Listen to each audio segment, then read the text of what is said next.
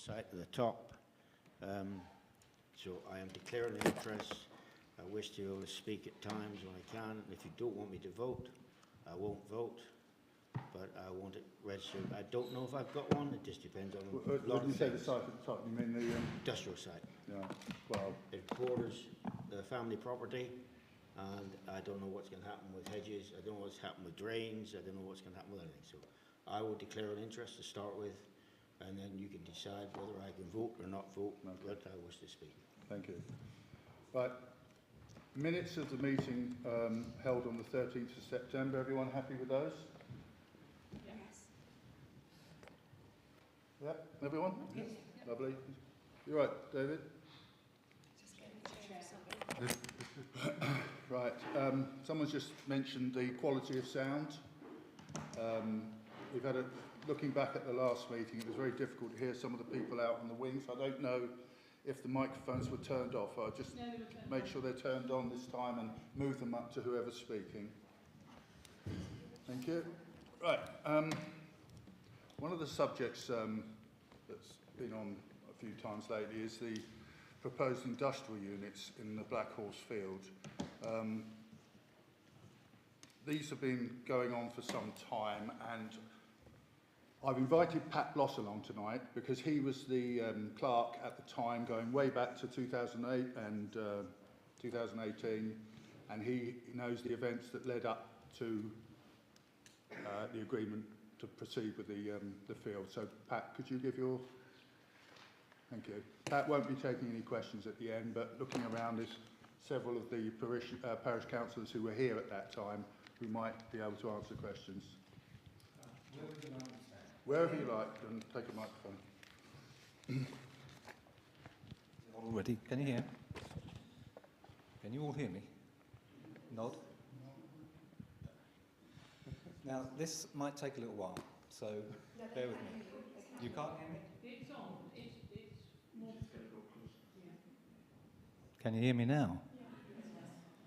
Thank you. Okay. Bear with me, okay?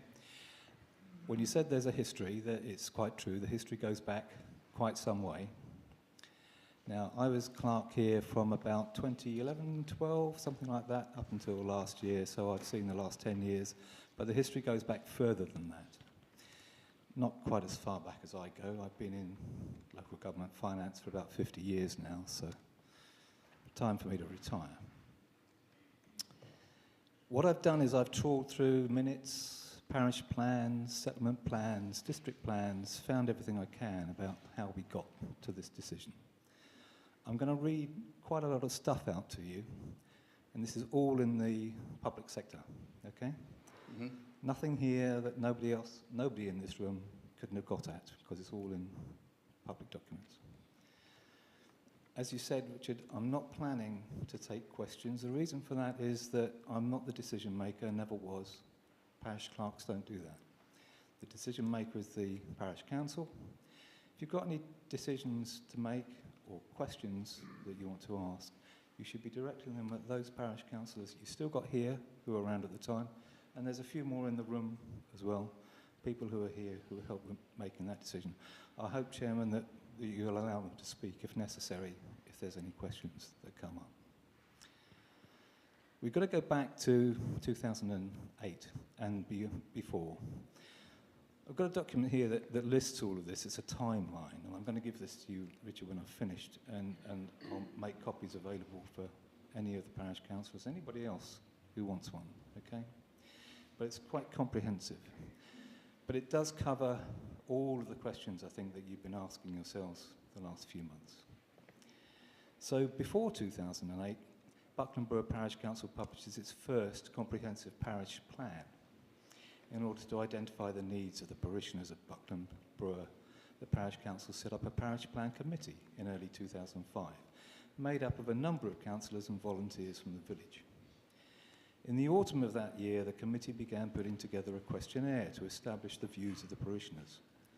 In April 2007, the questionnaire was delivered to 319 households in the parish, and 183 were received back. This represented a 53% return.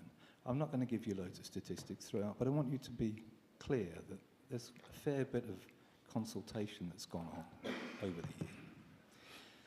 There's 700 plus people on the electoral roll, and the statistical analysis was carried out by Devon County Council. So for this particular plan, it was done independently. Its vision included opportunities in education, work and leisure, and highlighted that the council owns 19.5 acres of land, much of which was let to local farmers, with one field, which is the one in question, at Black Horse, let to Buckland Brewer Football Club. The section on economic and employment opportunities states, Torridge is known as a low-income area and there is little employment evident in the village other than existing farms, the pub and the shops. A major engineering business in the village moved to Bideford in the late 90s, and the original site has planning permission for a housing development. In the parish, there are a number of major farms covering arable sheep, rearing, beef, cattle, dairy, poultry and game shooting. Farming suffers under prevailing conditions as it is no longer the main employer of the parish. Most are employed in Bideford and Barnstaple, and it's worth noting that 42% of the respondents are over 60. I know a lot of that information kind of relates to why they went down the housing route that they did, but it's also relating to the employment issue as well. The responses showed a real need to develop employment opportunities with strong support for a coherent action plan to encourage enterprise for the developing of small works units and for IT training. In response to the question in the questionnaire, which of the following do you consider would help the economic and employment opportunities in the parish? 55% chose small works units. That's more than half of more than all of the other options that were offered, including faster broadband, which was second at 42%. The report's conclusions included items to produce a coherent action plan to encourage enterprise and to increase the number of small works units and to encourage small industrial sites. And that's really where it stems from. That's the 2008-2018 plan, Buckland Brewer Parish plan. I don't want to get all these plans confused because we're going to talk in a minute about the district plan and the settlement plan. So I'll try and make that clear when we get to it. Let's move on a few years, up to March of 2013. We invited Ian Rowland from Turridge Planning to attend a parish council meeting to give background to the district plan consultation. This is the thing that became the 18 to 2031 district plan. It was a joint plan between North Devon and Torridge. It took an awful long time to get all of the consultation and the processes with central government agreed, but it started off in 2013. At that time, we were given a month to fill in their questionnaire. Luckily, they extended that. It was agreed that the council would hold a special meeting to discuss the plan in more detail on the 2nd of April. So we got to the meeting of the 2nd of April. We had 19 members of the public attended that meeting. So rather like today, it was published as a parish council meeting, but with a special emphasis on industrial units. A few more than 19 here today, so it's getting a little bit more interest. There's a much fuller report of this. You'll be able to read that later, but I'll just pull out some highlights of one of the two things that were said at the meeting. David Watson stated that affordable housing was wanted. He was also in favour of small industrial units.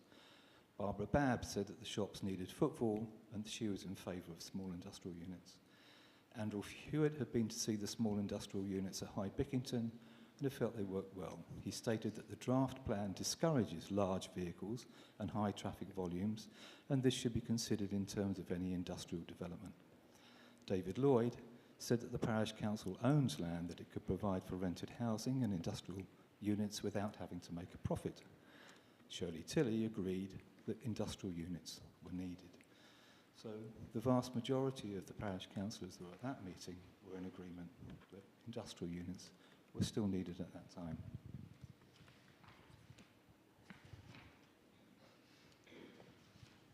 Andrew Hewitt described the light industrial units that have been built at High Bickington. These are about the size of double garages. Trevor Mills reminded the council that our final submission will still only be the parish council's recommendation and that any final planning decisions would still be made by Torridge District Council. And of course, that is still true today. Andrew Hewitt said that in addition to the industrial units and housing growth, the plan should seek road improvements to the bottom road. That's from Hooper's Water to Moorhead Cross. And again, I think that also still applies today. In June 2013, the Parish Council published its settlement plan. That was its response to the consultation for the district plan. The settlement plan is available on the website online for anybody who wants to read it. I'll just read out a few bits from the preamble. There's a strong feeling within the Parish Council that by encouraging some development, the age profile of the village could be lowered and couples with young families would be drawn in to use the existing facilities and perhaps to prompt new ones. There are a number of sites suitable for development within the village, and this is important. The village could suffer if development was allowed to spread haphazardly into the surrounding countryside. The rural settlement plan will enable villagers to influence future developments to their advantage by keeping tighter control on the types of development, encouraging the provision of low-cost homes, and providing some housings that would allow working from home, thus reducing traffic. The settlement plan also identifies a plot for some light industrial units to promote business startups inside the village. And ensure that proposed settlement boundary recognises within its village green open spaces. Okay? Importantly, residents will be better able to influence how the village develops over the next 20 years and in the way that they want it rather than by what is imposed by the district council. The previous structure plan, that's the district plan's previous plan, the previous structure plan did not include local input and the village suffered as a result. In the employment section of that settlement plan, we included the Parish Council wants to establish a small number of light industrial start-up workshops. It's proposed that these should be built on the eastern end of Blackhorse Fields, which is owned by Buckland Brewer Parish Council. A plot of 37 by 64 metres has been identified as being suitable for this development and could accommodate about 6 small units. This development is cited to cause the least inconvenience to villagers from traffic, noise and pollution.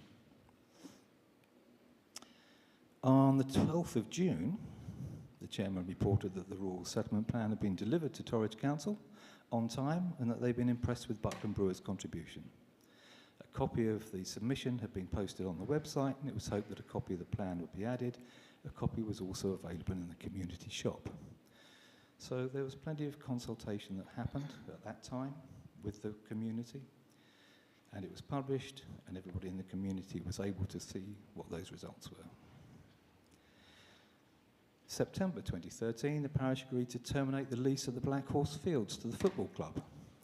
Quite interesting to note that after the settlement plan was issued, the football club left.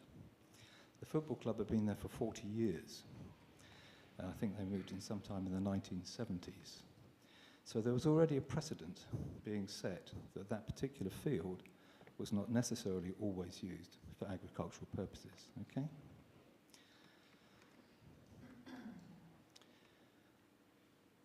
I won't go into all of the consultation and toing and froing that happened between us and Torridge and North Devon and the Secretary of State. Just take it from me that eventually the district plan got approved. The district plan got approved with substantially everything that was in our settlement plan included within the district plan, including the industrial units. In February of 2016, the Parish Council agreed that the parish plan, that earlier parish plan that I talked about, 2008 to 18, was going to soon need to be updated. So this led to the appointment of a parish plan steering group that comprised 1 or 2 councillors, but mainly residents. And about that time, 2016-17, we got the district plan actually being approved, and I'll read out to you the bits that are actually in the district plan that also now relate to the industrial units. Employment in Buckland Brewer is related primarily to service activities. And the policy BBR 01, land adjoining the football pitch. Land to the north of Buckland Brewer, as shown on the map, is allocated for economic development to include a mix of unit sizes focused on meeting local business needs. The site should be developed in accordance with the following site-specific development principles. A focus on economic uses within the B1 use class. I'll talk about classes a little later. A very high standard of unified design and appearance in view of the location of the site in the countryside, and appropriate screening on all boundaries to integrate the development into its countryside setting. During the life of the local plan, there may be a requirement for additional land or premises to accommodate businesses able to provide a service or to employment for local people. A small site is allocated to accommodate this demand to the north of the village, i.e. the plot of Black Hills Fields. The allocated site of about 0.22 hectares can accommodate premises for light industrial or other B1 uses to help provide a range of employment opportunities in Buckland Brewer. Its location will ensure minimal impact on existing residential property and on traffic in the village. The site is in a very prominent position, visible from all directions, and its development needs to reflect this. A very high standard of design of buildings will be required to ensure visual impact is minimised. Boundary planting will need to be substantial to help integrate new development into the countryside. If required, the opportunity could be taken to integrate access arrangements for this site, the football pitch, and the adjoining allotments. Of course, there is no longer a football pitch. Moving on, nothing was done for a couple of years to actually do anything about the industrial sites. There's plenty going on with house building, as you know. It was agreed that the clerk, 2 councillors and the secretary of the parish plan steering group would meet with Chris Fuller, the economic development manager for Torridge, to discuss proposals for industrial units. Chris Fuller attended a parish council meeting. It was agreed that a business plan and feasibility study was required, and that the parish council would investigate a number of management models. It was also agreed that in the first place the parish council would write to the Clinton Estates, as they had originally sold the land for the use of tenant farmers. For those of you who don't know, we've got about 20 acres of land that we bought from the Clinton Estates in 1910. I couldn't tell you how much we paid for it. But thank you, son. Oh, you got a loan for that? Yeah. And it came with a covenant that the land should be used for agricultural purposes or for allotments. We know where the allotments are, that's part of it. And there's various fields dotted around the parish. Some people have got those and they're renting them out for either for silage, for cows, all sorts of things. But the one at Black Horse Fields somehow got used as a football pitch. It was not only just a football pitch, it had its own prefab. A prefab building, I think, came from the Second World War, moved there in the 1970s, to be used as a changing room. And the water supply for those changing rooms is what now supplies the allotments. It's only been in very recent years, since the football club left, that it's gone back to being used for agricultural purposes. But the tenants that are using it are fully aware that there may come a time when we want to chop off a little bit at the end for the industrial units.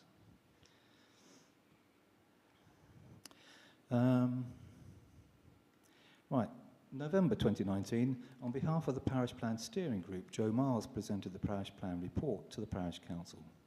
It included an item, potential employment opportunities. 88% would it welcome small commercial development to provide additional employment opportunities within the parish, although 51% would have some reservations. The actual results were no 13, yes 37, yes with reservations 51%. And those reservations have to be around all of those issues that are in the district plan. Okay.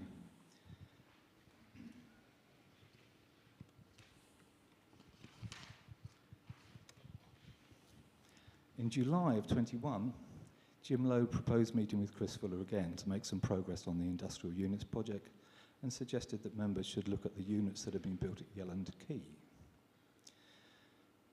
And in August of 21, It was reported that Jim Lowe had spoken to Bob Hicks, Ian Rowland and Dawn Burgess, both of Torridge Planning, and Chris Fuller, the Torridge Economic Development Officer. All were pleased to hear that the Parish Council is considering how to develop a small pot of industrial units. He had also approached James Doble, a commercial developer, who was willing to offer advice to the council for a fee of £300. He too was enthusiastic and believed that the site would sustain between 4 and 6 units. It seemed to be the consensus of those that were approached that it would be necessary to sell the land to the developer rather than to seek a ground rent. Planning permission would be needed, but this should be no stumbling block, as the proposal for such a site is already included in the district plan, including the expected design standards. Andrew Hewitt said that the Parish Council would probably need permission from the Secretary of State to sell the land, and it would be necessary to comply with any covenants included in the original transfer deed, which designated the land for agricultural purposes under the terms of the Allotment Act. It was agreed to invite James Doble to the next meeting, and he came along. I'll try and paraphrase this for you a little bit. He gave some examples of similar sites of around 6 to 8 units of 600 to 700 square feet per unit, and they had proved to be commercially viable. The fact that the Parish Council already owned the land was an advantage. He said the area of the proposed site could accommodate up to 11 units, but members felt that between 4 and 8 would probably be sufficient. It was agreed that the improvement to the access via Orley Hill should be pursued as part of the development. Alternative ways to finance the project and to work with developers were explored. For example, the land could be sold to a developer and might generate income of between £50,000 and £75,000 with outline planning permission. Or the council could undertake to manage the development itself and sell off about half of the completed units to recoup the build cost, retaining management of the remaining units to generate an income flow. The development of 8 units at Yelland had a capital value of £550,000 against a build cost of £390,000. The spec of the units in this development was highly recommended by James Doble as the type currently sought by potential users. It was noted by Andrew Hewitt that recent planning changes meant that the site would no longer be a B1 development, but a new designation E, giving a wider range of options for the use of the units. James Noble suggested that the council should consider whether it wants to install phase 3 electric power. And then following some discussion, it was agreed that the council should continue to pursue the scheme, that the clerk should seek tenders from at least 3 architects. And that went ahead. Now, in setting the budget for 22-23, on 12th of January 22, it was agreed that a sum of £15,000 would be transferred from the Thornhill Head Moor accounts into the general account to be earmarked as a development reserve to meet the cost of architects' fees, feasibility studies and agent costs for both the industrial units and any future social housing project. This was another project that was included in the settlement plan. It's the possibility of building some social houses on one of the other fields. Now, in a Part 2 Parish Council meeting, obviously I'm not going into the details of what happened in the Part 2. It's in a Part 2 because there was some sensitive commercial information, but what came out of it ultimately was that we would appoint Stephen Sherry to carry out initial surveys on the site before making any decision to progress to the planning stage. My resignation was also announced at this meeting. The 2 items weren't related. Stephen Sherry reported in July that he'd appointed a company to carry out the first feasibility study, which was a traffic speeds survey. And in the following month, the results were published showing that the average speed was less than 40 miles per hour. That's considerably less than the potential speed of 60 miles per hour for that road, which was good news. And he suggested they should be 90 meters. The visibility displays should be 90 meters in both directions from the proposed entrance. The electronic site survey is due to be undertaken soon. Stephen Sherry will start a basic layout once that is completed. The clerk had forwarded the results to Councillor James Morrish. Andrew Hewitt will lobby the members of the Highways and Traffic Order Committee. On the 14th of June 2023, under an item on the industrial units. Councillor Lowe and Councillor, this is a different Councillor Lowe because this will be you, won't it, Jane? Councillor Lowe and Councillor Hayward queried why a Part 2 meeting was needed. Not quite sure what that was about. The clerk confirmed that it didn't need to be if no commercially sensitive information was discussed. A presentation regarding the status of the testing and feasibility study will be given to the Parish Council by Stephen Sherry in July, and the Chair queried whether this would be public. The clerk confirmed that this would take place in an open meeting. Councillors Mills, Hayward and Lowe stated that a questionnaire had been given to parishioners and the parish agreement with developing the site. I think that's meant to say the parish agreed with developing the site. Councillors Staveley, Brown and Ainsworth asked for more information about the date, and I hope that that's what I've been doing for you here tonight. Particulars of the consultation process, but the exact details are not known. The Chair confirmed that the presentation by Stephen Sherry on the 12th of July would allow the Parish Council to decide the future of the project and whether it should continue to a full planning application. Now, I can't see that any meeting actually happened on the 12th of July. Somebody else will have to put me right on that.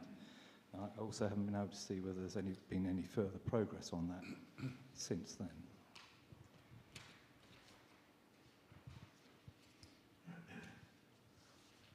And now we come up to the 28th of September 2023, which I think you'll agree is today. Today's agenda is asking for a decision whether to continue with the remaining environmental studies for the Black Horse Fields project, pending a broader review. Why, is my question. It's taken 15 years to get to this point, and it's come through 4 very significant consultation exercises. The 2008-18 parish plan, the settlement plan, the district plan, and the 2018 revised parish plan. At every stage, it's passed every test of desirability, affordability, and achievability. But the Parish Council has only been presented with one feasibility study that I know of. And there are clearly further studies to be carried out. Surely the Parish Council needs to base its decisions on those results and not be pressurised by anonymous users of social media. Now, I expect you've all been reading what's been going on in social media the last few days. I've been dismayed by some of it, confused by lots of it. I'm not here to argue either for or against the industrial units. That's a decision for the Parish Council. I do hope, however, that the Council will take the time to weigh up the benefits in employment opportunities and income to the parish, as well as the cost in time, money, and its impact on the village. The loss of rent on the field is negligible, perhaps less than £100 a year. The potential income from the site, with planning permission, could generate up to, or perhaps more than, £75,000 that could be diverted to the village hall, the Playing Field Association, or any other parish organisation in need of a boost of its funds. If the council does choose to proceed to the planning stage, I do suggest that it makes one more attempt to engage with Clinton Estates.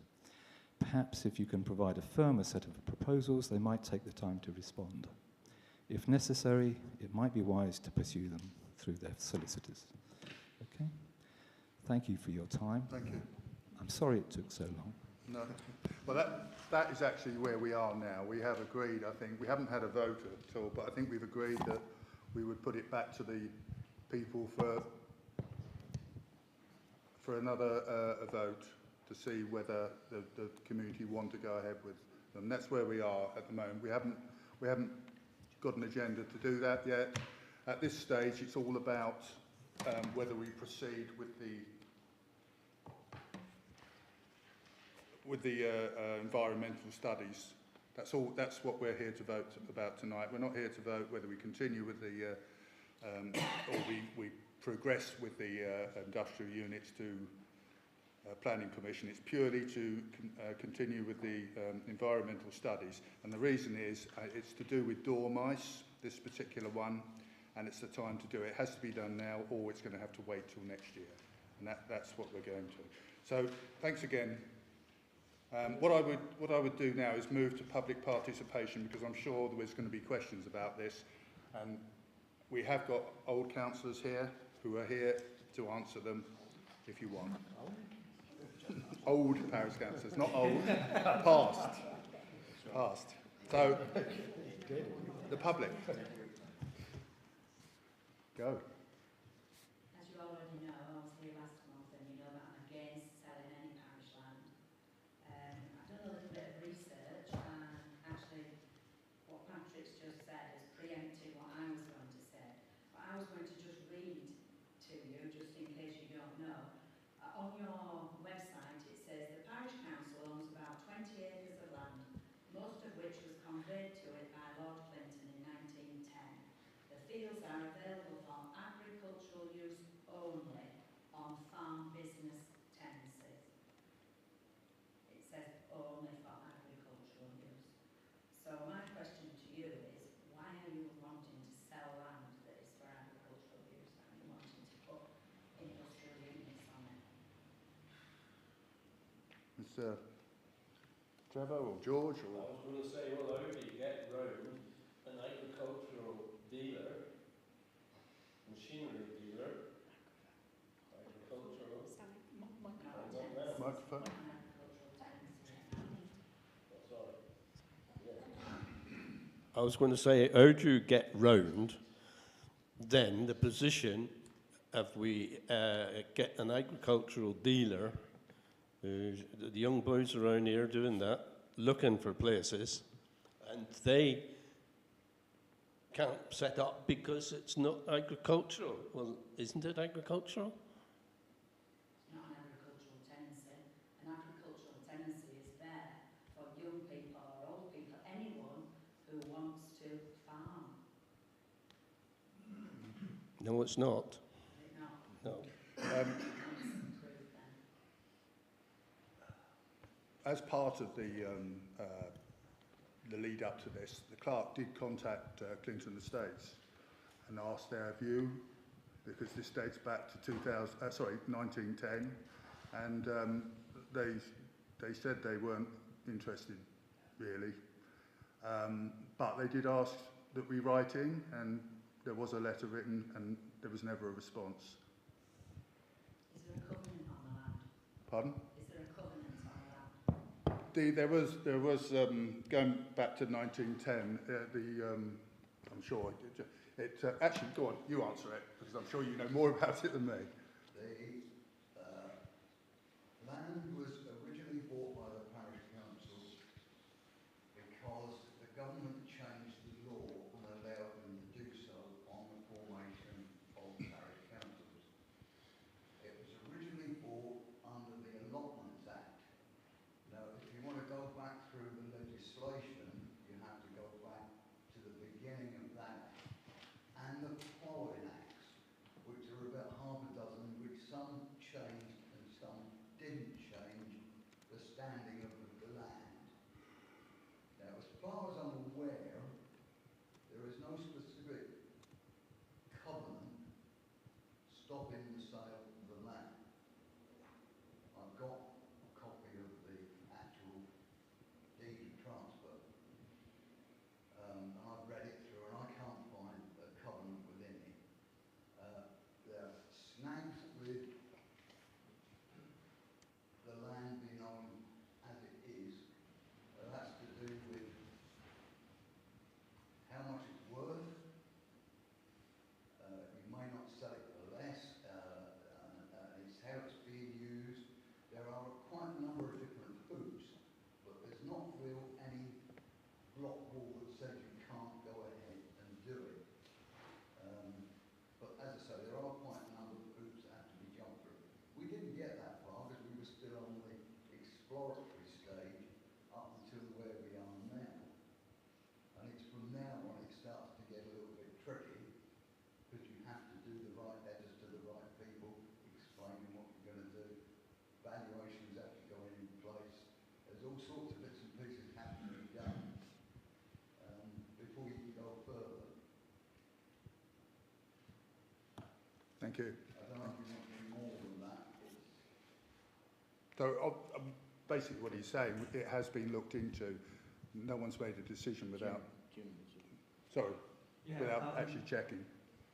As far as greenfields are concerned, we built a number of houses on greenfield sites. Hill Park was a greenfield site. The other sites are all greenfield sites where housing is being built at the moment. So that was prime agricultural land. So, you know, it's a big area that's been covered. And I don't go into reasons about that. When we talked about this right at the beginning, we were very concerned about the village. We lost our shop, because we had a commercial shop then. With the school had a headmaster, and the headmaster was withdrawn by Devon County Council. Then they joined up with Parkland, and the school numbers went down. If one of the district councillors was here, he would tell you that in fact the only reason the school was saved in the 1970s was the building was already closed. And therefore, what we've seen over a number of years now, the school numbers starting to grow, and the community being much more active than it was. We needed a new village hall. The old one was well, on its last legs, and we sold that. We had a mass meeting in the village hall, we sold that, and there was an S106 agreement with the council to actually build the village hall we've got now, which is basically a drop-in slot version of Marlow Village Hall, because the money ran out and they didn't have enough money to build the village hall they wanted to do in the first place, which was going to cost about £1 million. Now, as far as the Black Horse Pool is concerned, for 40 years the football club played on there, which was non-agricultural use, and there was a quite large building, which was a 1945-46 prefab. Goodness knows where they got it from, but they re-erected it again.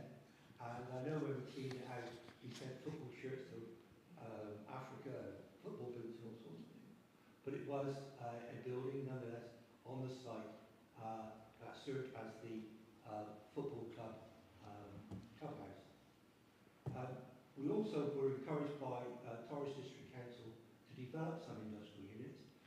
Those aware that the factory site down the road has got planning permission for about 28 houses, and that's a brownfield site. Now, a brownfield site means that you have got no control what's built on it, none whatsoever. Totally different concept in terms of building regs. So I don't know when that will be developed. We've been, Jane and I have been in the parish now 17 years, and in fact that planning permission was given over 17 years ago, when the factory actually moved into the industrial estate at Trevelly Road, that massive great factory called West End Engineering. So we looked around, and a lot of villages, small villages, all had small industrial units. And we know from inquiries made in the village that local people are looking desperately to move their industry out of their kitchens, out of their wooden sheds, onto more professional standard. And these units are nothing like the ones we've got up at on the moor, where there's an industrial site up there where it looks like aircraft hangars. These are small units with a single, well, it's Pat described, garage-type affairs, and we would get an income. Now, there are a number of projects ongoing in this village which are struggling to find money to actually improve. The village hall is desperate, when I say desperate, to have a utility room of some description, because we could only build as far as creating a sports hall. That's what we got, a sports hall. Wonderful sports hall, nonetheless a sports hall. And if anybody's got small organisations and trying to meet in there, then it's a nightmare, because it can take hundreds of people in terms of a meeting or whatever. So that's a problem. And we know that they desperately are struggling to find the cash. We know, and Richard knows, and we're looking very, Plainfield Association are very concerned about the current state of the children's play area. That needs refurbishing. That needs capital expenditure. And at the moment, capital expenditure doesn't grow on trees. You know, we have to do ourselves within our own community. And mums and dads will be screaming at us when we close that play area because it's too dangerous. We've had it refurbished once, and it needs refurbishing again, and quickly. So it's robbing Peter to pay Paul.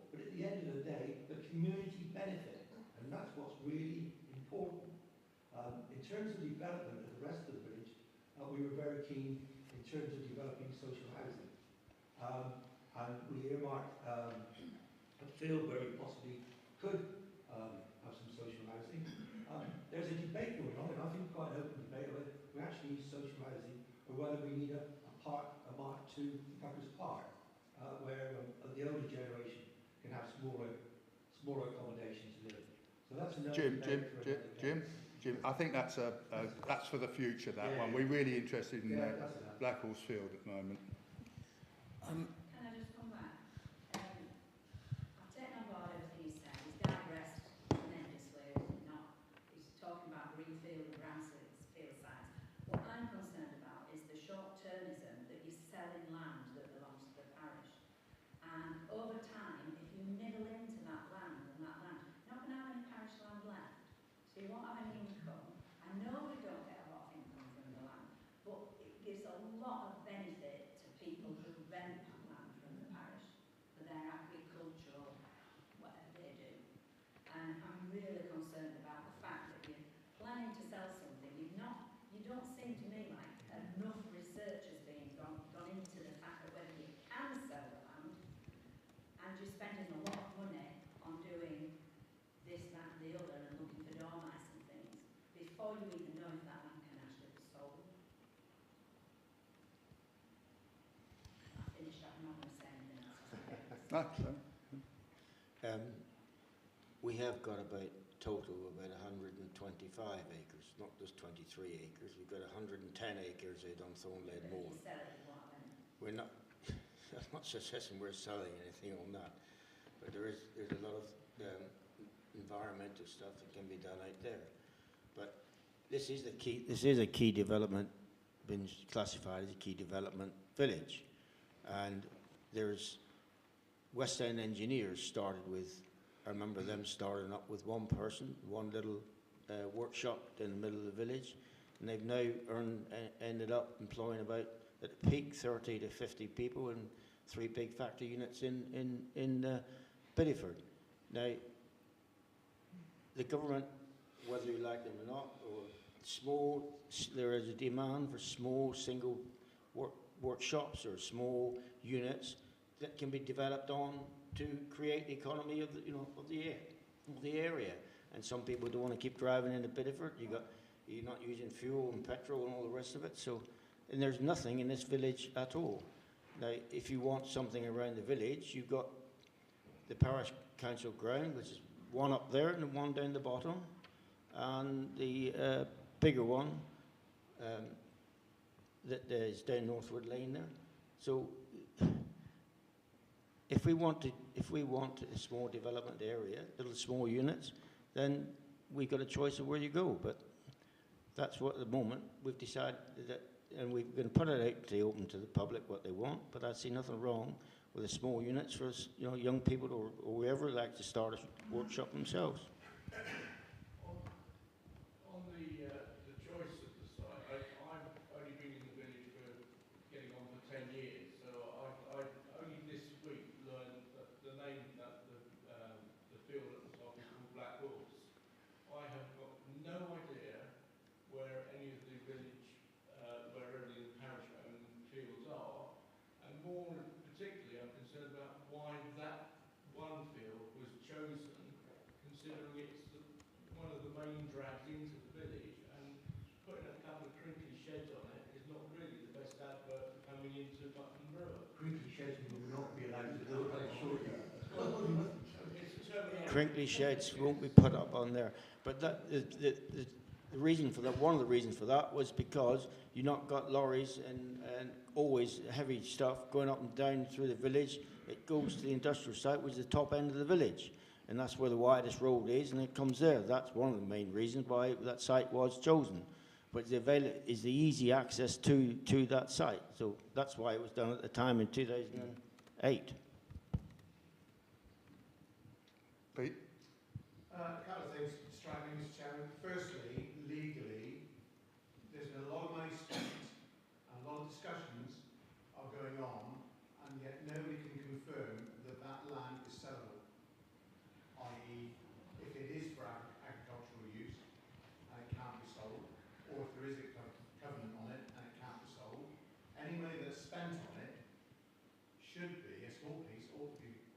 asking a solicitor or a barrister or somebody legal to confirm, one, that it can be sold. That's where I go first point.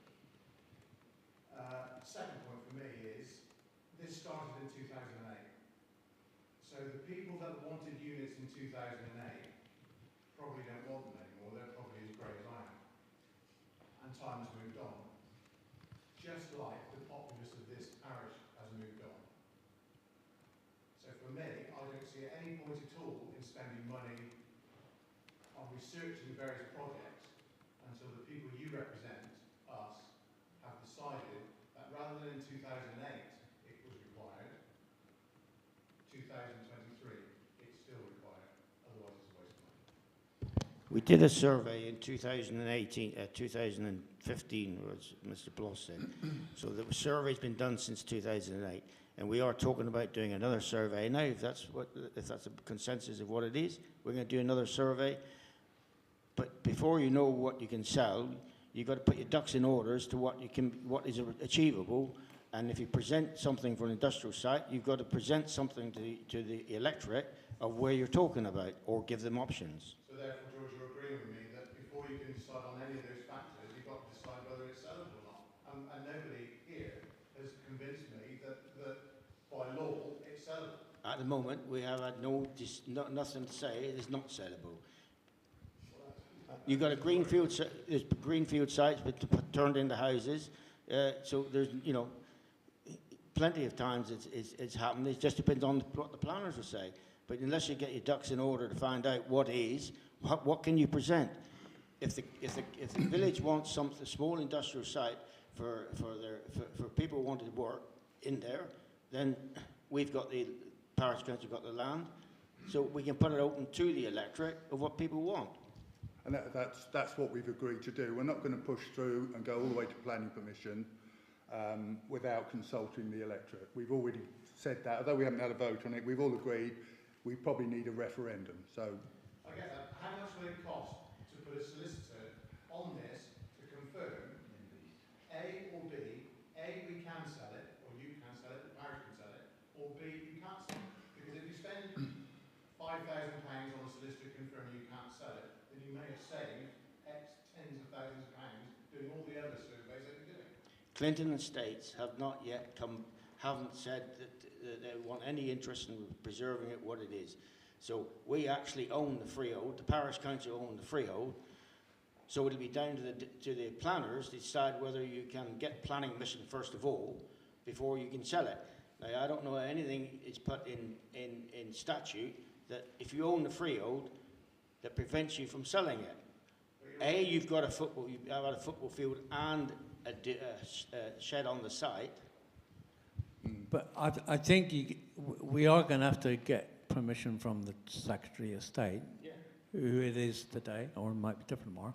But they,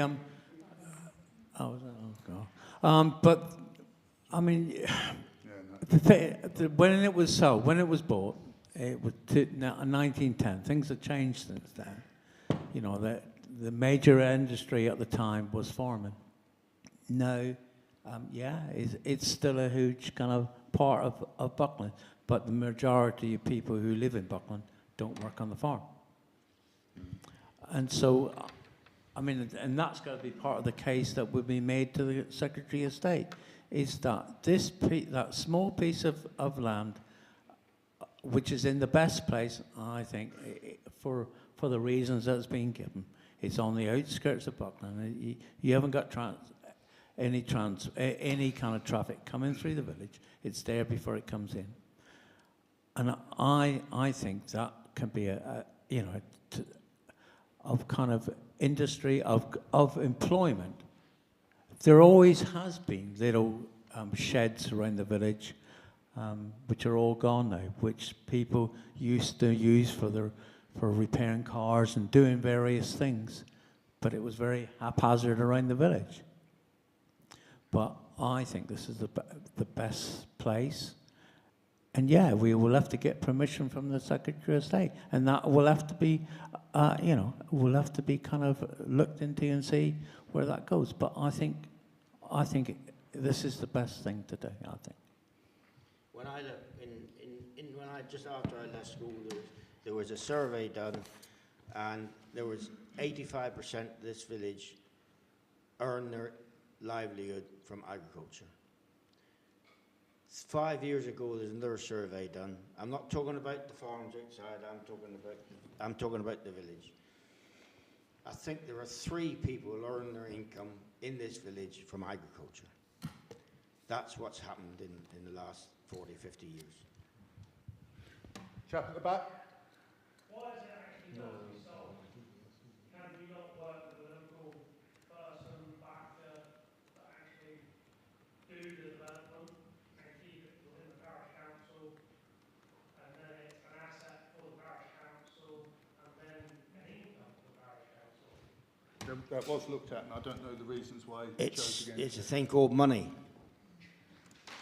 If we can get around that, that would be the ideal situation.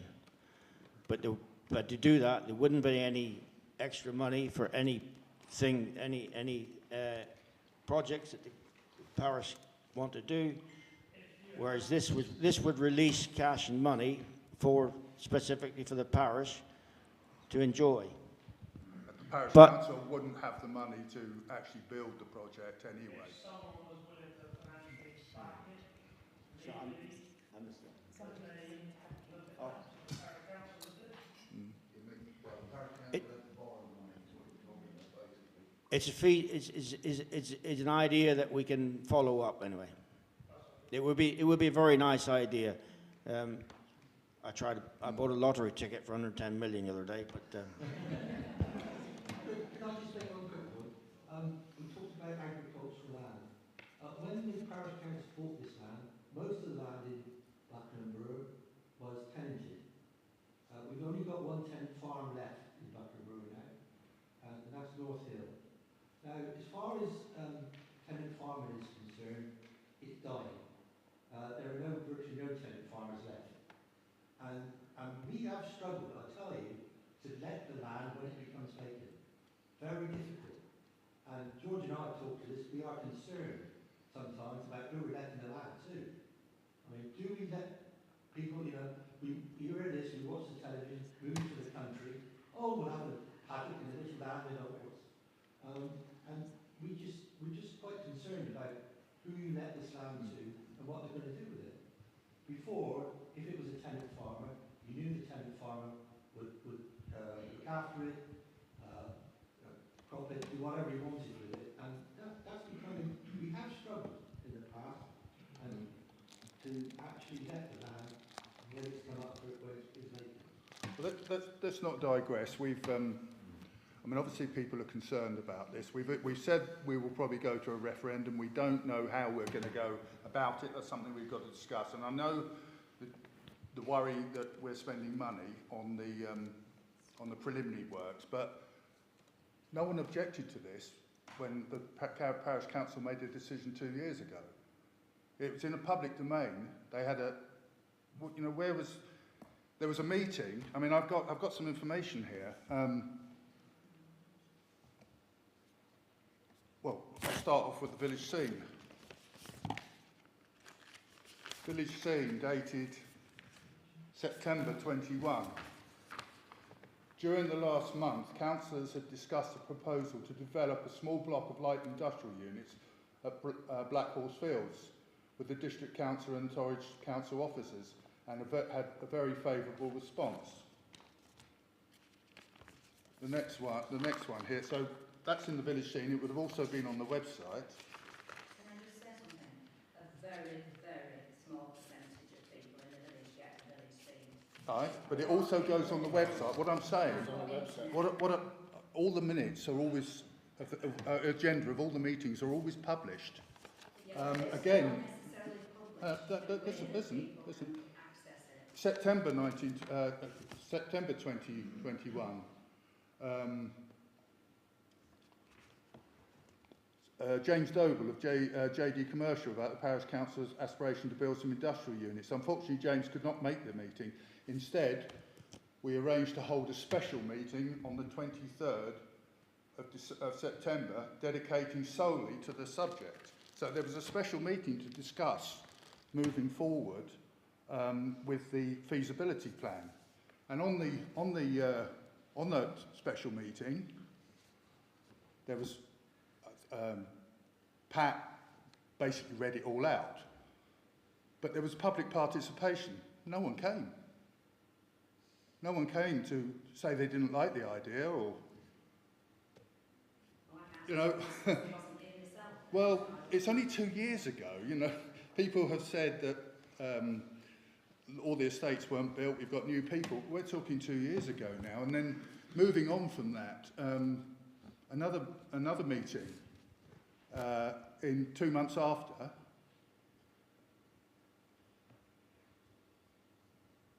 Sorry, you'll have this. Jim Lowe asked about the progress of the industrial units. The clerk explained that you'd been advised that the next step would be to draw up detailed plans, and the planning application could cost $2,000 to $3,000. Approval was given to seek quotations. Again, an open meeting. Public participation was there. They do know. It's all public.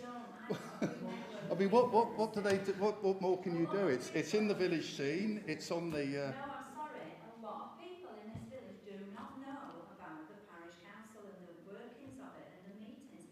I've talked to people who've lived in this village for years, a lot of years. They don't know anything about them. Well, all I'm saying to you is this has been publicised. There's 6 meetings where discussions were held about starting the feasibility plan.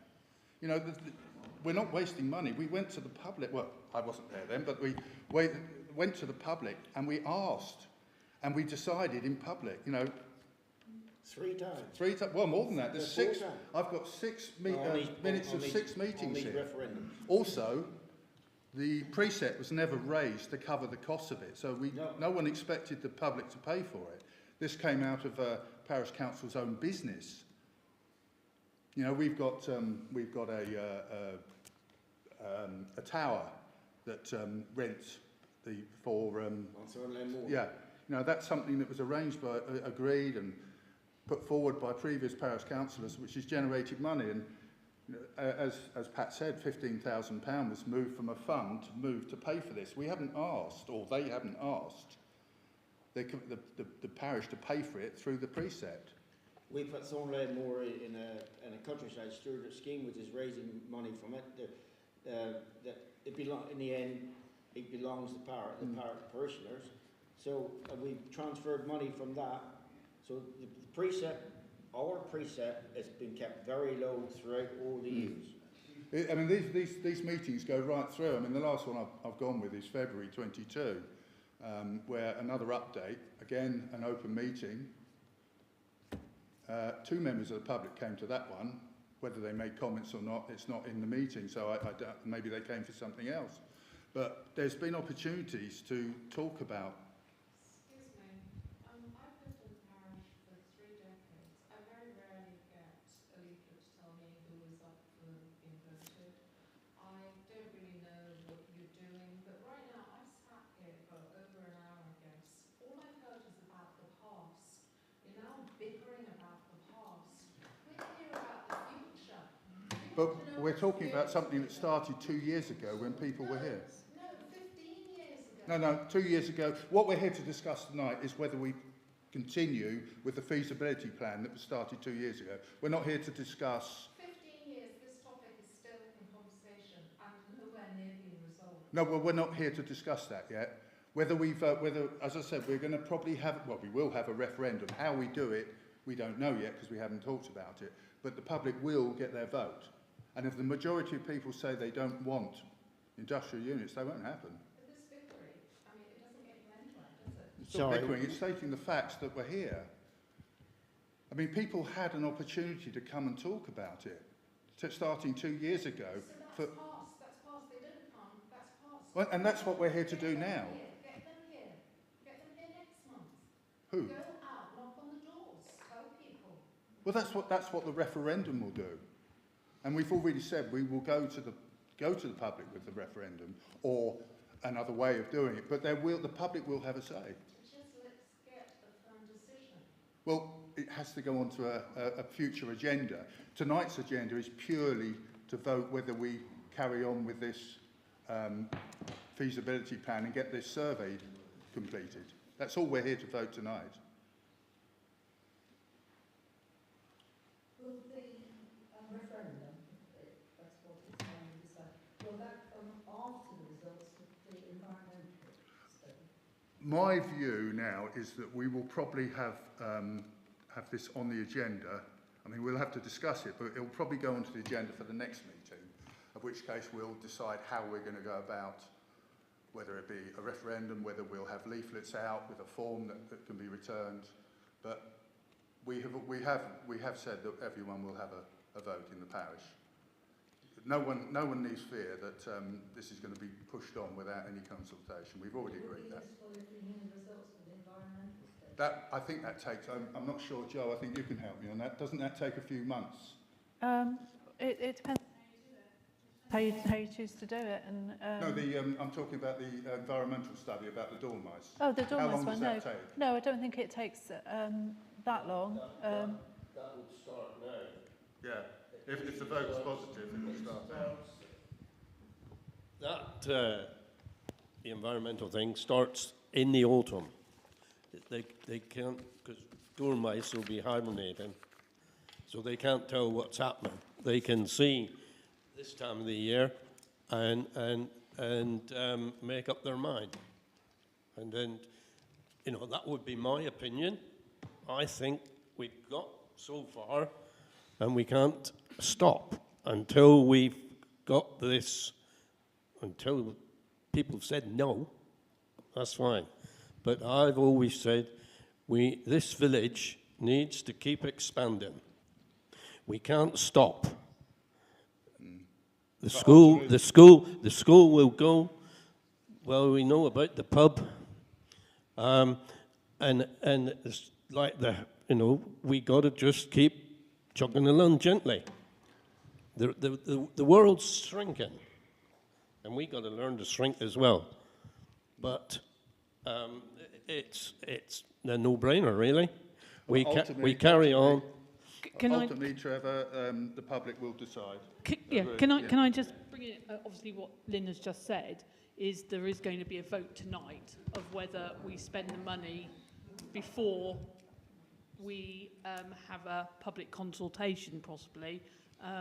So that's what the vote will be tonight. Mm-hmm. That gives you a better answer, doesn't it? Yeah. Sorry, you've had your hand up a while. I beg your pardon.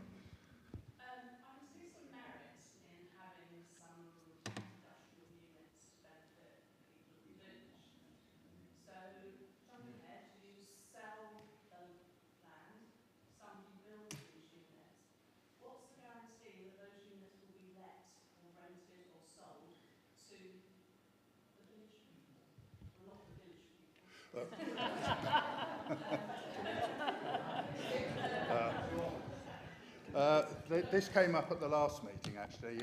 I did ask the question of Steve Sherry, and I said, you know, who's to say that if the field is sold to a developer for industrial units, and he doesn't build them and it gets sold on, could there be housing on there? And he said that you can put a covenant on there that would last 25 years to ensure. I would. I don't think there's a problem with that, is there? If someone wants to bring a business and use one of the units, I don't think it matters where they come from. I think especially if they're offering a work in which people here in the village could access.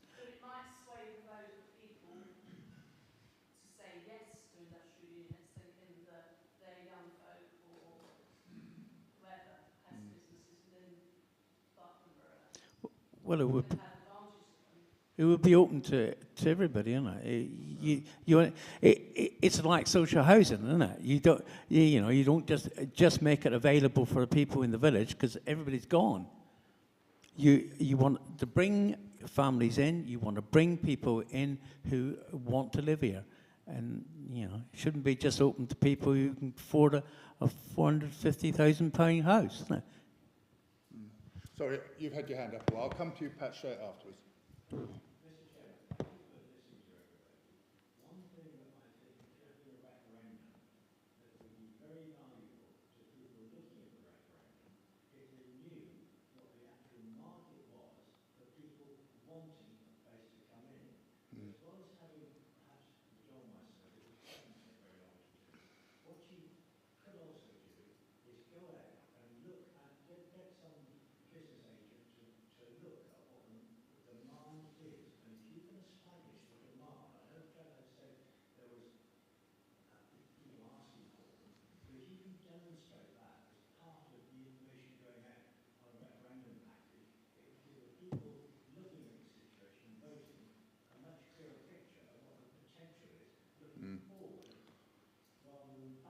I totally agree with you. I mean, I would envisage that when this goes to referendum, there'll be all the positives, all the negatives will be highlighted by, you know, whoever. Someone will write all the positive, some will write all the negatives. If you don't put the positives that you suggested, then people won't vote to have them anyway.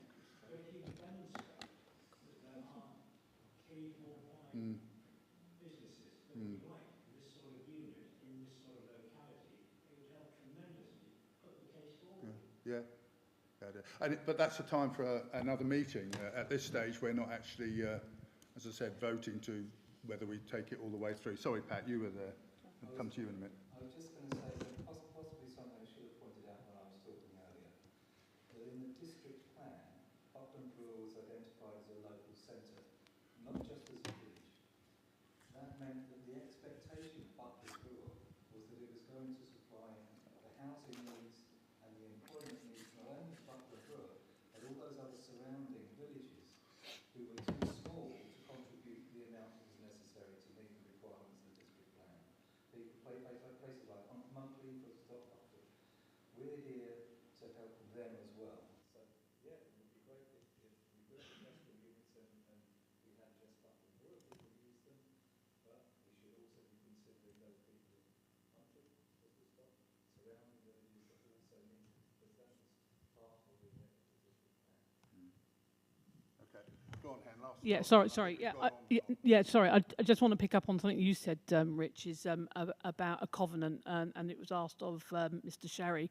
He wasn't an expert. He can't say whether they last 20, 25 years. So I don't want anyone going away thinking that's what a covenant actually. It could be less than that. It could be more than that. He wasn't a legal expert on that as well. And secondly, a referendum costs a lot of money. We can't start throwing that word out there, because I don't think the parish would be too happy if we start spending money on referendums, but maybe a public consultation or something similar. That's what I want to say. You don't know where a referendum may end up. Well, precisely. Well, The lady in front of me talked about planning. The nature of planning in this country is it's like trying to turn a supertanker around. If I give you an example, it took over 10 years to get planning permission to build Park. And that puts it into context in terms of how long it's going to take. And it's a lot of frustration, but planning can be a nightmare. And it is like turning a supertanker. So I'll just give you an example of how long that took. And that's why the plan is to 2031. as I said, we're here to vote on something that was started 2 years ago now, tonight. So I think we need to move on. Public participation has gone on for a while. As I just reiterate, we're not making a decision now about whether we're having industrial units or not. That will come in the future. Did you want to say something, Jo? Well, just that I think we've kind of skimmed over, and there is actually a covenant on that land. Sorry. There is a covenant on that land, as it stands at the moment. With the allotments. Yeah, that's why the Secretary of State would have to be consulted. There is a covenant as it stands. It doesn't mean that they're going to be used as allotment, because I can go back a few years, and the allotments have only been on the allotment field where the allotments are now. And going back 50 years, they weren't. That field wasn't all used. The fields we're talking about, I can't remember allotments ever been on those lands. It was fields. It was 2 fields there. We've spoken to, asked for Clinton Estates to comment on it, and they haven't want to do anything. But finally, that will have to be driven, and whether they want to take it up or not. Okay, let's move this on then. So we've established that there will be some vote. The village will have or the parish will have its say. The parish council aren't going to vote on providing industrial units without the parish having its say. So have no fear. I did say that at the last meeting. I'm saying it again. So can we move on? Right. Oh, sorry.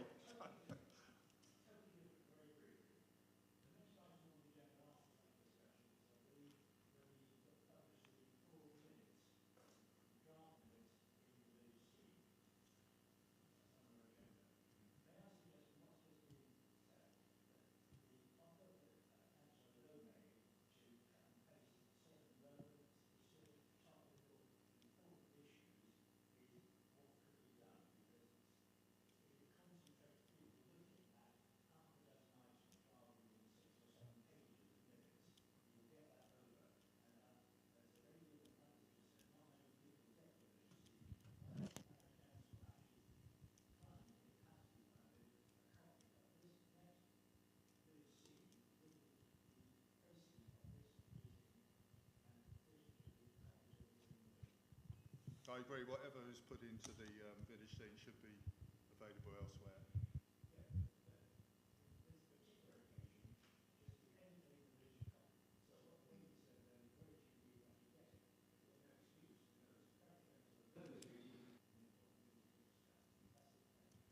I will say that there's just one family who work very hard on this village scene. It's not 10 or 15 people, and they put an awful lot of time to it. We have a notice board as well. That, last one then before we move on, please. Oh, right. Okay. Yeah. Thanks. Right.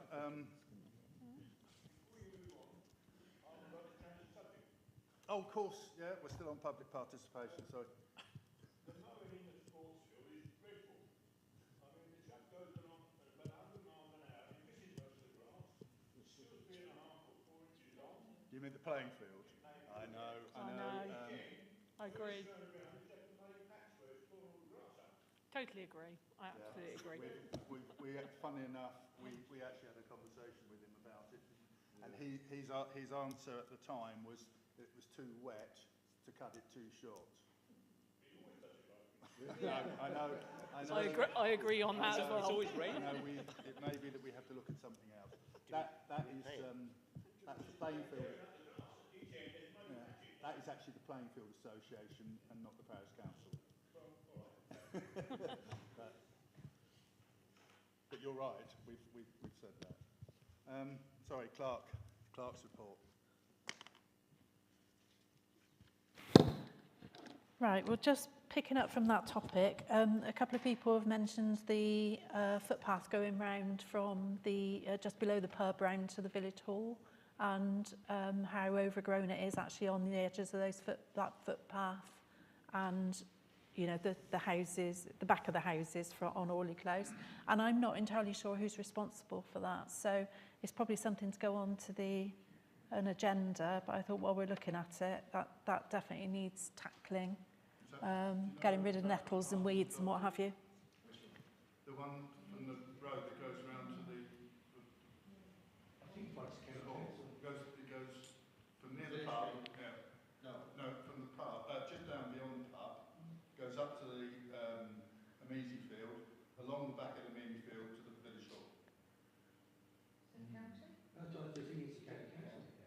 It's county council. I assure you, because all the verges in the village are all cut by people who live next to the village.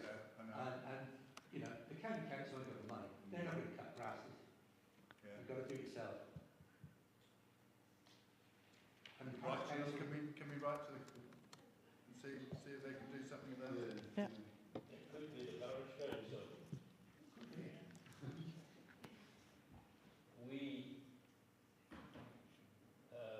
own the land now, handed over to us. What is the hilly Yeah, but it's the pathway outside of that field. Not the field. It's the footpath. So Yes, the hedge is growing over the footpath. That's what Joe's saying. so anyway, so I'll get on to Devon and see whether there's any acknowledgement that they will help. Otherwise, we'll need to bring it back and work out what to do.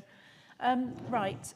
I have chased Cellnex for a payment.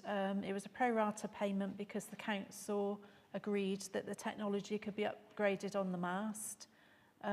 So still waiting to hear about when that's going to be paid, but the pro rata amount should be in the region of £1,200 to £1,300. So I'm still chasing. Shall we just pause for a minute? No, carry on. You sure?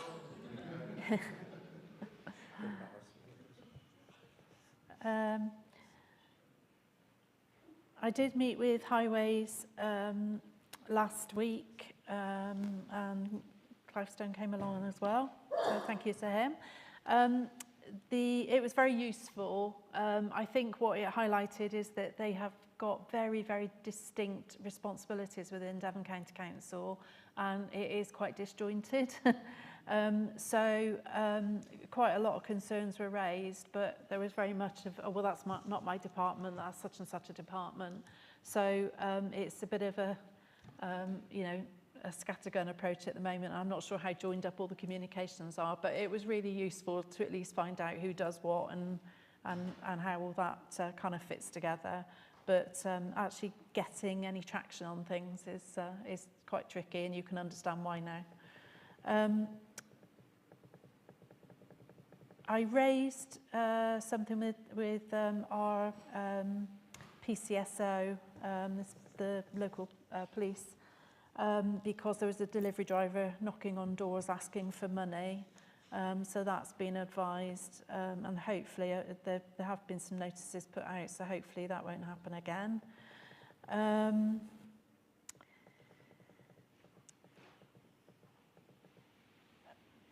The fireworks event, this is going to be Saturday the 4th of November, I should say. I'll put something on the next agenda unless you're just happy to go with the amenity field now.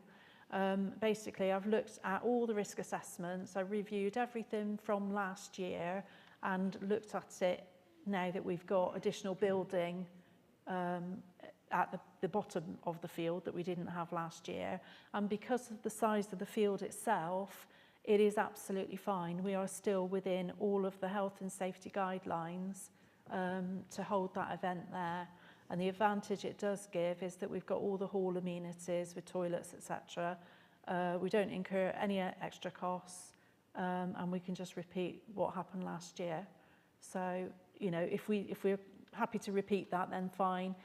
If anybody would like to have a conversation about another location, then we'll need to put it on a future agenda. It needs to go on the agenda so that we can actually vote, can't we? But, Anyone? Everyone okay with that? I mean, we agreed that we were going to support it, didn't we? Yes, absolutely. Yeah. We already agreed that. Yeah. Okay. Right. There was an agreement a little while ago, I can't remember which meeting it was now, but probably 2 or 3 meetings ago, about applying for a trading account, a Tamar trading account to purchase supplies. Now, I started completing the application form, but what was very apparent was that I was applying for credit on behalf of the council. And so I contacted Tamar Trading, and they confirmed that yes, although it's care of me, I would be the applicant. So they would undertake credit searches on me, and I would also be signing an undertaking to guarantee any outstanding balances. So I stopped at that point, and essentially I'm really not comfortable with applying for credit personally. I think if the council does want to have a trading account, that's fine, but please can one of the councillors pick that up if they want to do that. Yeah, I understand that. Do you want to say something? Yeah, I did bring up the finance director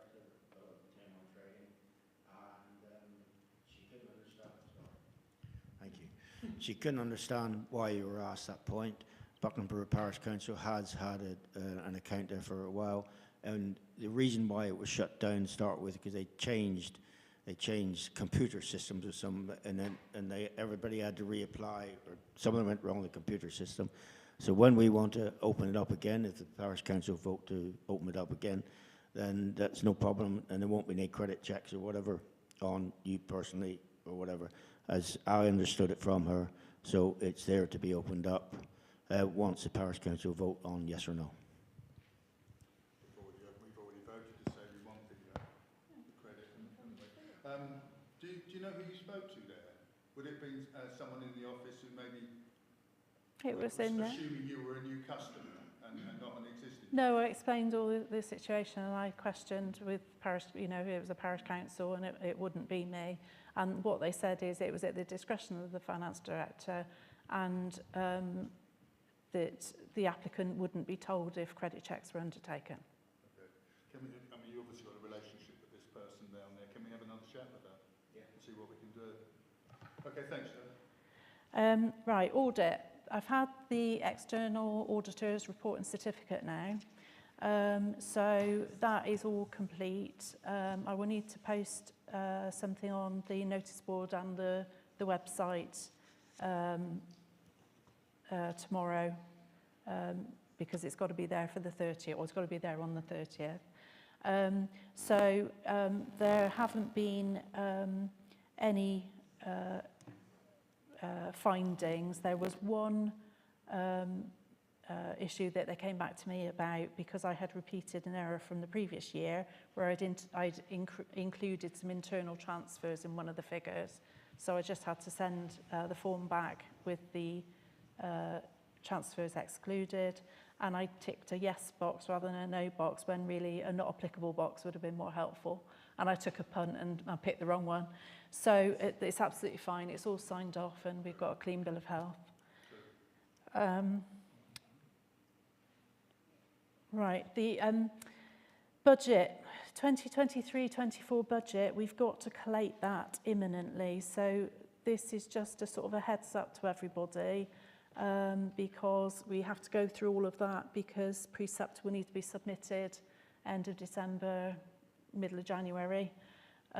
So we need to think now about big ticket items in particular that need to go into the budget, and any other kind of expenditure that we need to put in for next year. So obviously it will be on a future agenda, but it's just forewarning everyone it's imminent. And that's it. Thank you. Right, 87, decision whether to continue with the remaining environmental studies. Apparently it's only one study. At the time we thought it was two, but it's only one, and it's the dormice. It's a cost of £300 plus VAT.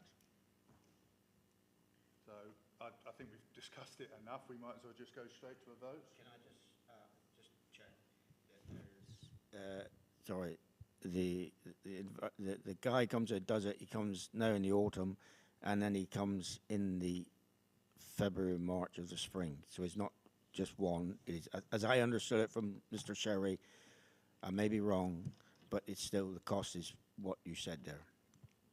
Have you got the email that he sent us? Would it be worth just reading that out to everyone, although we've all read it? £300 plus that. Yeah.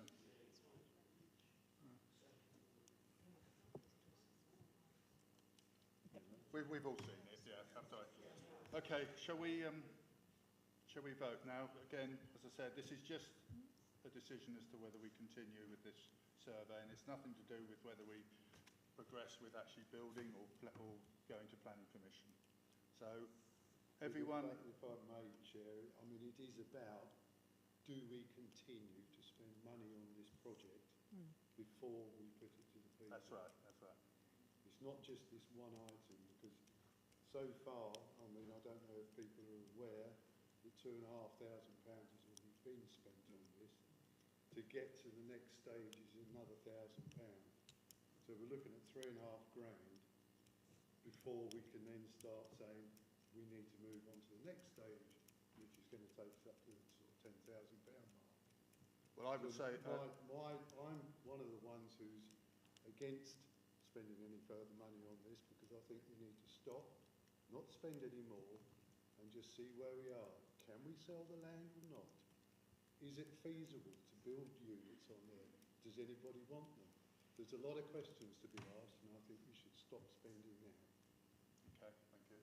I agree. Okay, well, as I said, as we said earlier, this started two years ago. It's not something that started years ago. Just the feasibility plan. So, as you said, we've already spent money on it, but that was agreed 2 years ago. But we're a new council. Yeah. A lot of us are new on this council. We've been elected by these people, and you know. I agree with you, totally, and that's why Like we're this lady said, we're not and that's why looking we're at the having a past. vote. Sorry, you're not the only one being elected by these people. No, We've all I know, been elected by I these know, people. George. Thank you. No, hang on a minute. Okay, enough. I'm talking about myself. Right, let's just go on with the vote then. So, a show of hands for those in favour of continuing with this last environmental study. 1, 2, 5. Just for the record, those against. Okay? You can record that, Joe.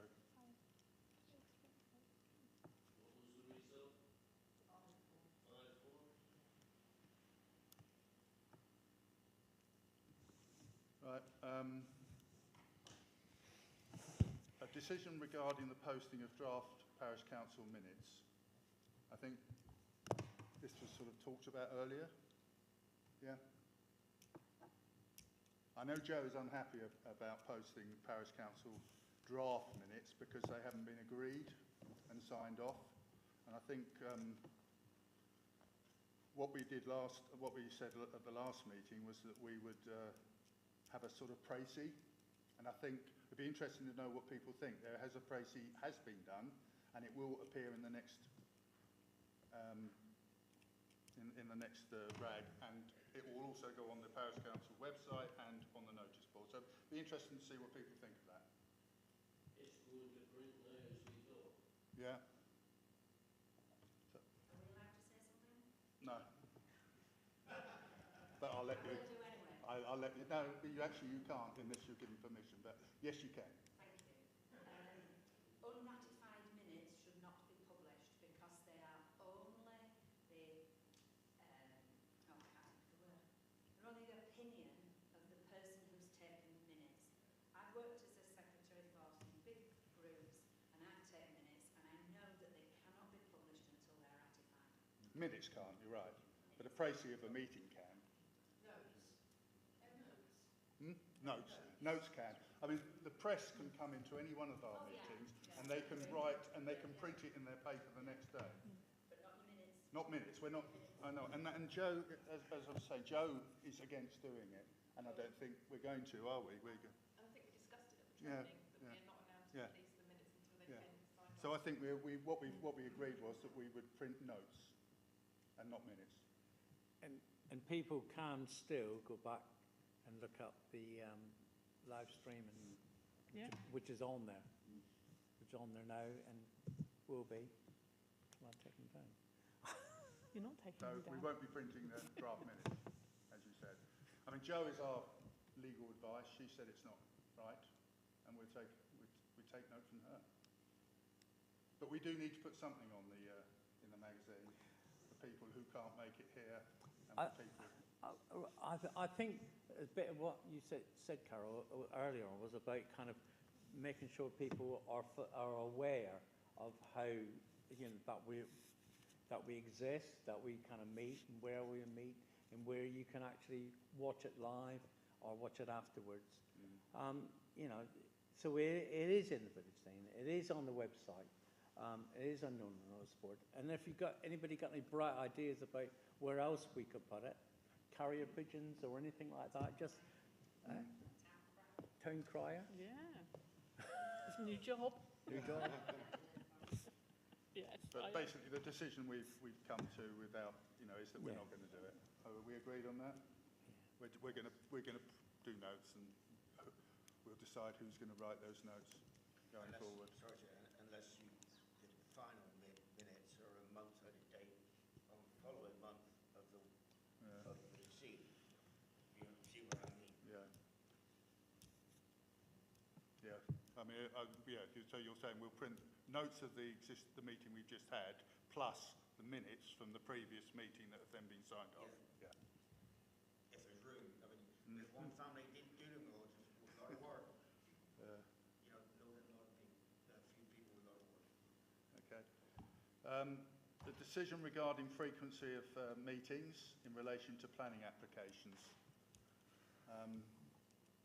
We have only a certain amount of time that we can comment on planning applications, and sometimes there isn't time in between monthly meetings, and it may be that we have to have an additional meeting, and that's really, do we want to do that? Well, we've always used the last Thursday in the month as a standby.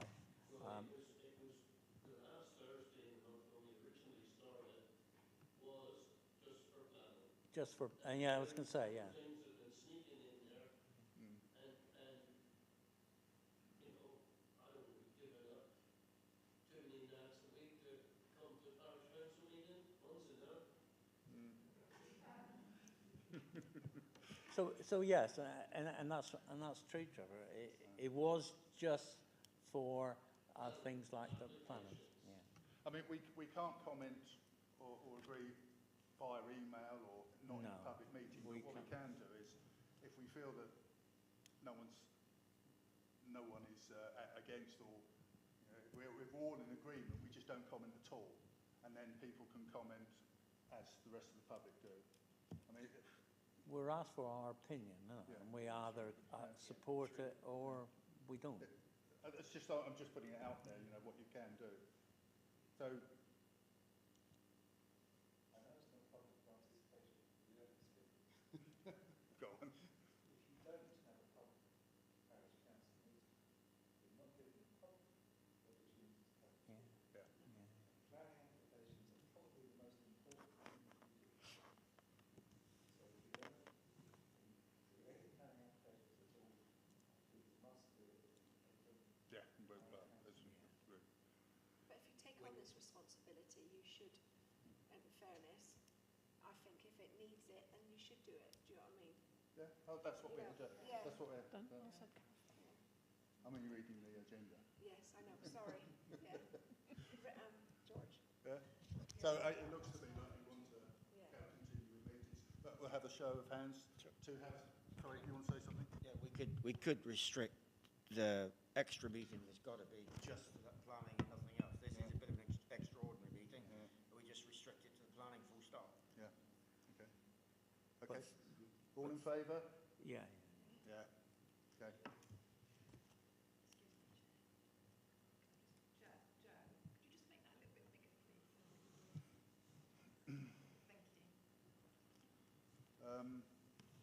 Decision regarding the purchase of amenity field signs. I believe that is the no dog signs. Yeah. Yeah. No. Is it the no dog signs? Yeah. I think this came from something I brought up a little at the last meeting.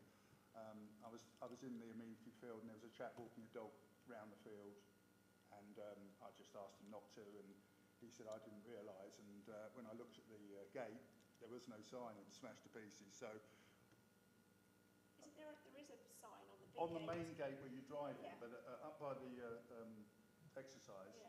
there's nothing there. It's broken. broken. Yeah, I did see that. Yeah. So Joe suggested buying 2 signs. But I don't know who's going to police that. That's the thing. Do you know what I mean? You Well, can you can, put hundreds of signs there, couldn't you? And We then, could, but there isn't do you know one. what I mean? There isn't a sign, and No. so you can't blame people for walking in if they approach it from that end.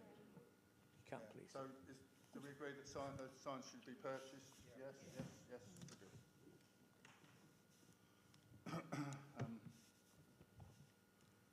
This one on here, generator purchase and responsibility for storage, maintenance and testing. Not really, I don't think. Joe, we asked Joe to purchase a generator with a grant that and poor old Joe knows nothing about generators, doesn't know what she's looking at, and she wants some help. So, Sorry, No. what's the generator for? What size? Where it's for? What This is- size? this is the one that was for the emergency plan. You know, we had a grant of X amount of pounds to purchase a generator that would be used as part of the emergency plan. Well, it just depends on. Sorry. Do you want to expound? Do you want to expound on it? I don't think we've decided. We haven't. We're still waiting Yeah. for a report for the. From here. Yeah. Why are we still waiting? We've done it. Yeah.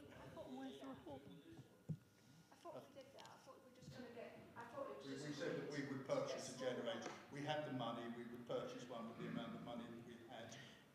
That's what we agreed at that meeting. Have we not got £2,500 for this generator? Under, yeah. And Just we've under. got to give it back. We have to Yeah. Precisely. So I can't see why we're not using it for a generator that can be used for other things within the parish as well.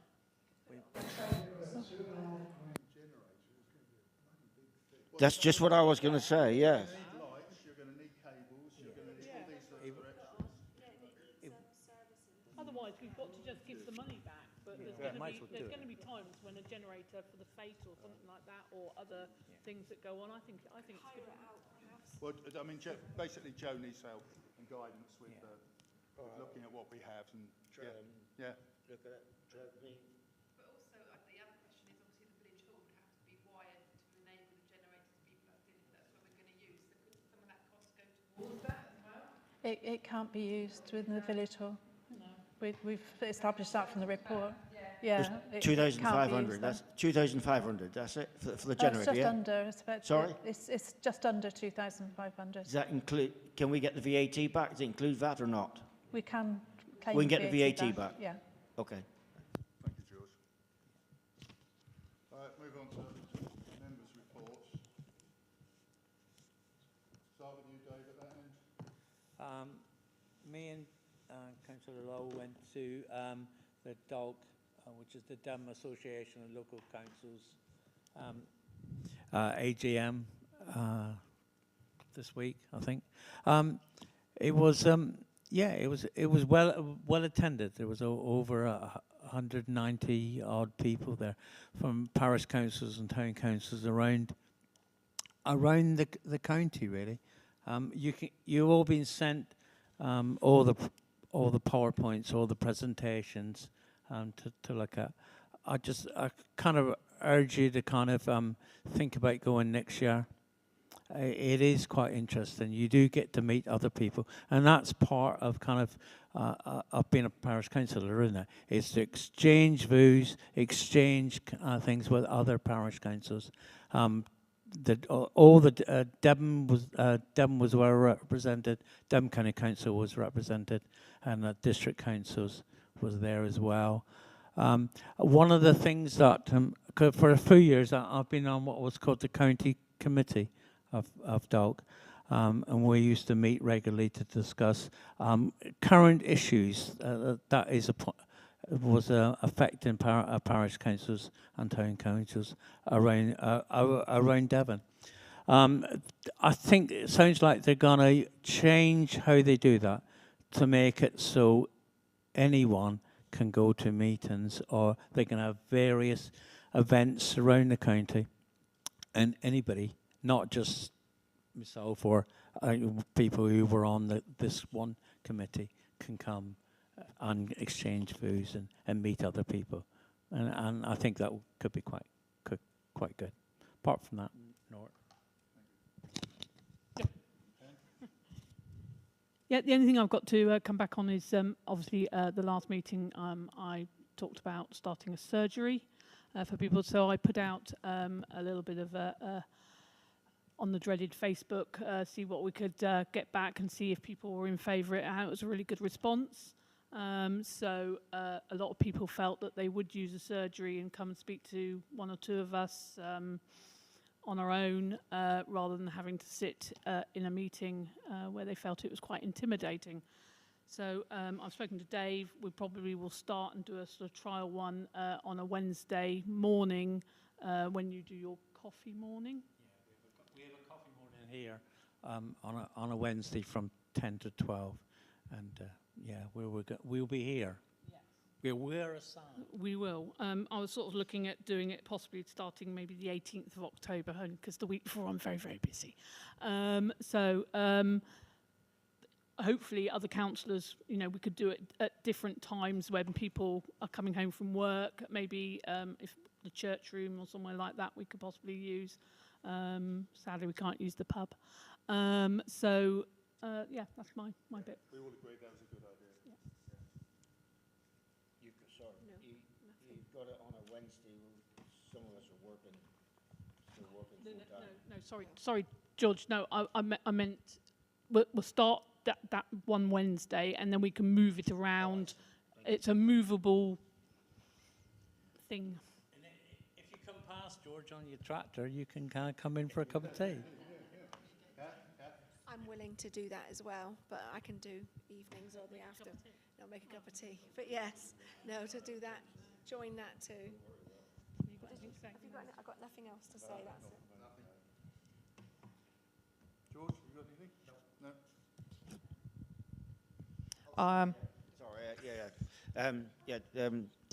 Councillor Lowe and I went on a DALK finance thing the other day on Zoom. After we got into the meeting, that took a nightmare. But anyway, it was very enlightening. I just wanted to say that I am now on the allotment working party or committee, and I thought I'd go and have a look at the allotments, and I just wanted to say that to those people that have got allotments, well done.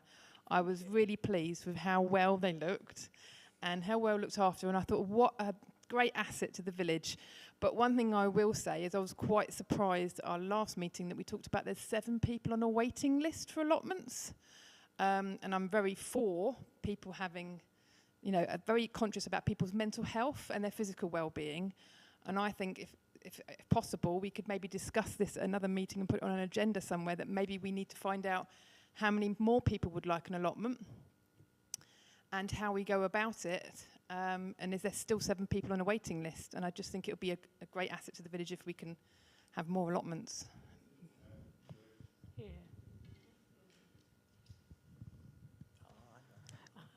Yeah, thanks, Sally. Thanks, Richard. Yes, just to reaffirm, David and I went to AGM and conference of DALK yesterday. It was a long day. There was a lot discussed.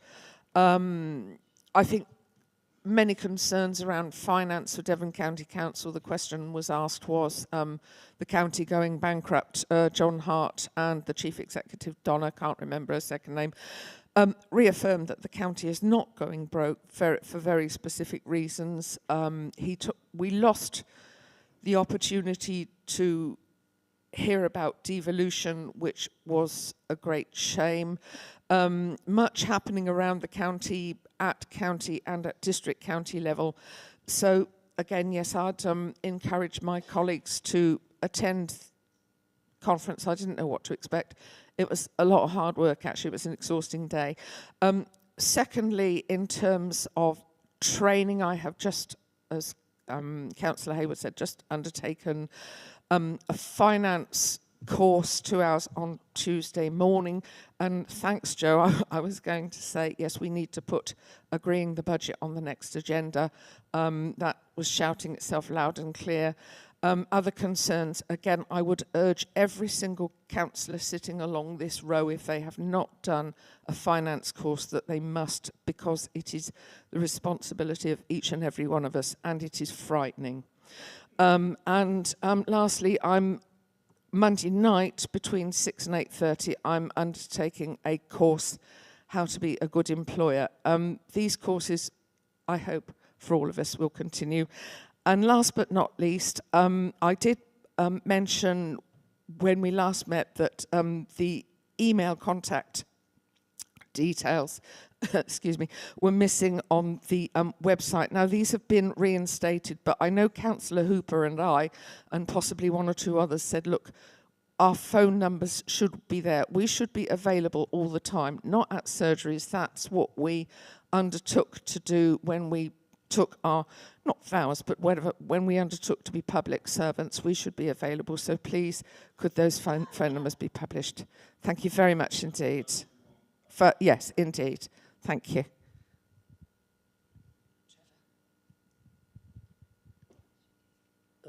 I don't think I got anything to report today. Thank you.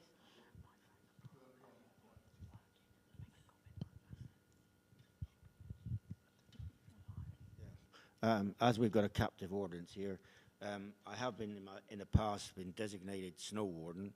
I don't know if anybody. Got a shovel. I can spend the next 5 minutes to tell him what I do, or we can leave it until next agenda. We've got a lot to carry. Right, fine, thank you. We'll do it another time.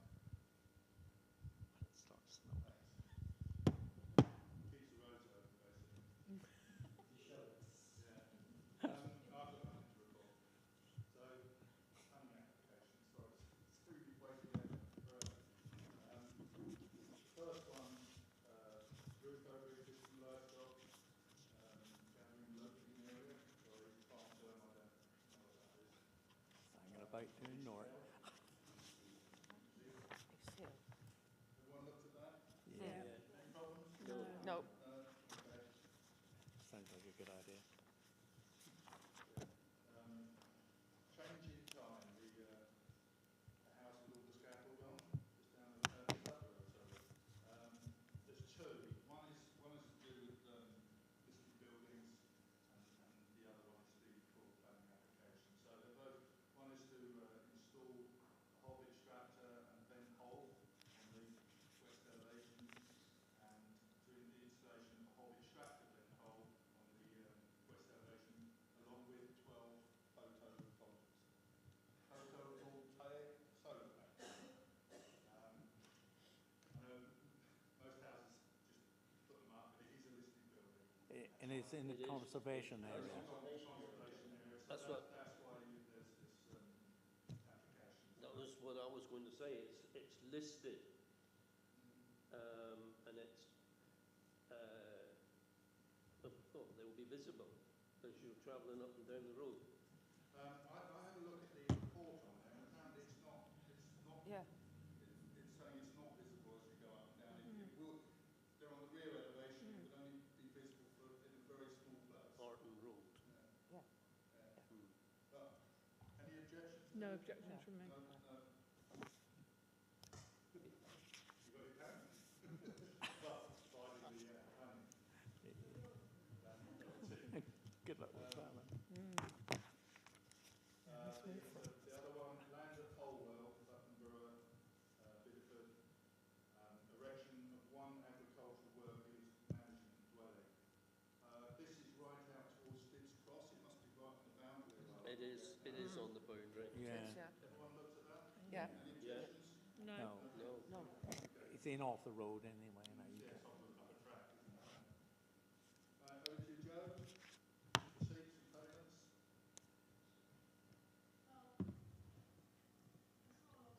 Because all of the figures are exactly the same as the 13th of September, so I won't regurgitate those. In fact, I didn't even change the date on it.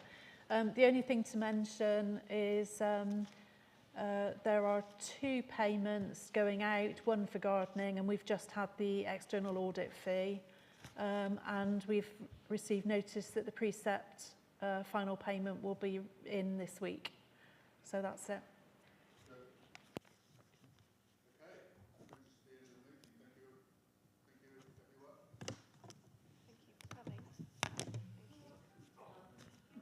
Yeah, thank you for coming.